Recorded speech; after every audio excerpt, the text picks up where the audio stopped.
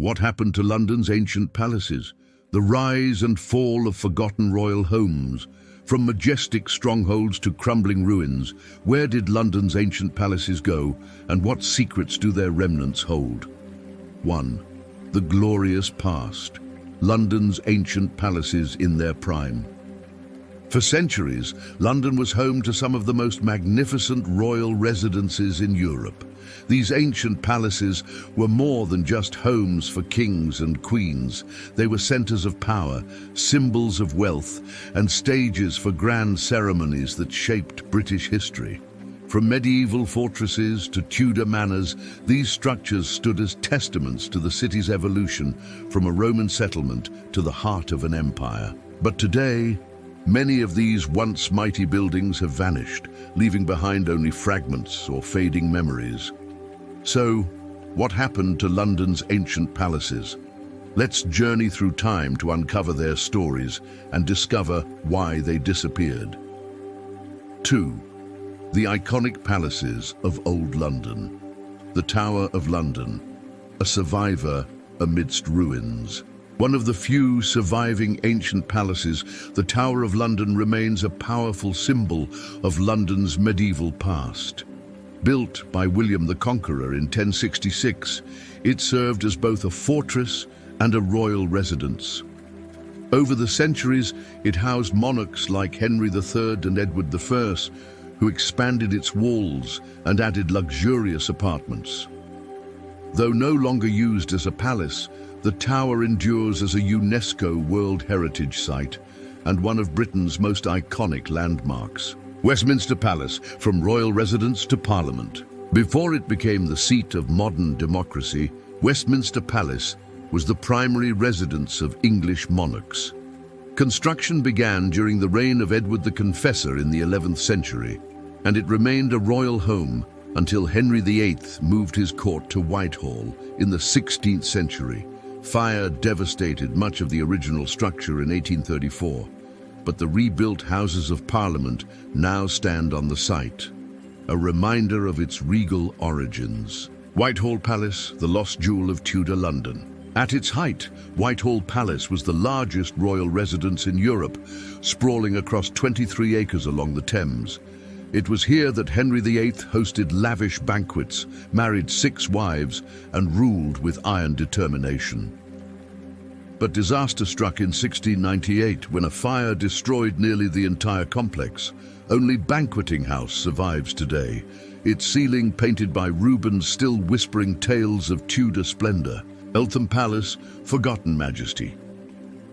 Once a favorite retreat for Plantagenet kings, Eltham Palace fell into disrepair after Henry VIII abandoned it in favor of Greenwich. By the 17th century, its Great Hall, a masterpiece of medieval architecture, was repurposed as a barn. Today, thanks to restoration efforts, visitors can explore this hidden gem and imagine its former glory. Nonsuch Palace, a vision that vanished. Commissioned by Henry VIII as a rival to France's Fontainebleau, Nonsuch Palace was designed to be the most opulent residence in England. Its elaborate stucco decorations and intricate carvings earned it the name Nonsuch, meaning unparalleled. Yet financial strain forced its sale in the 17th century, and subsequent owners stripped it bare before demolishing it entirely. No trace remains above ground, though archaeological digs continue to unearth its foundations. 3.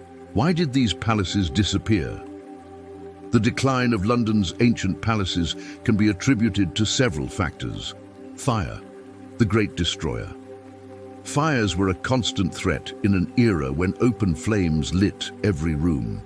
Both Whitehall Palace and Old St. Paul's Cathedral succumbed to infernos, erasing centuries of architectural brilliance in mere hours. Changing monarchic tastes. As monarchs sought newer, more fashionable accommodations, older palaces fell out of favor.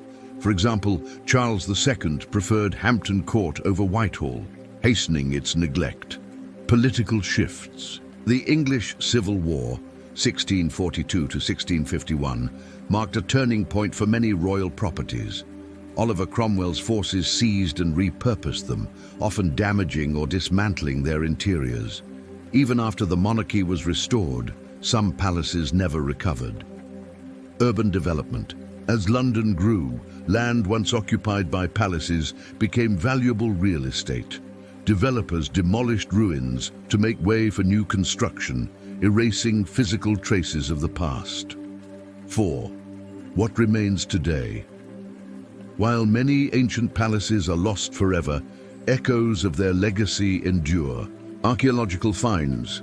Excavations have uncovered treasures buried beneath modern streets, offering glimpses into the lives of those who walk these halls. Preserved fragments, structures like Banqueting House and the Great Hall at Eltham provide tangible connections to the past. Historical records, paintings, manuscripts and maps help historians piece together the appearance and significance of these vanished wonders. 5. Why should we care about lost palaces? The disappearance of London's ancient palaces is not merely a tale of destruction, it's a reflection of how history evolves. Each fallen palace tells a story about the people who built it, lived in it, and ultimately let it crumble.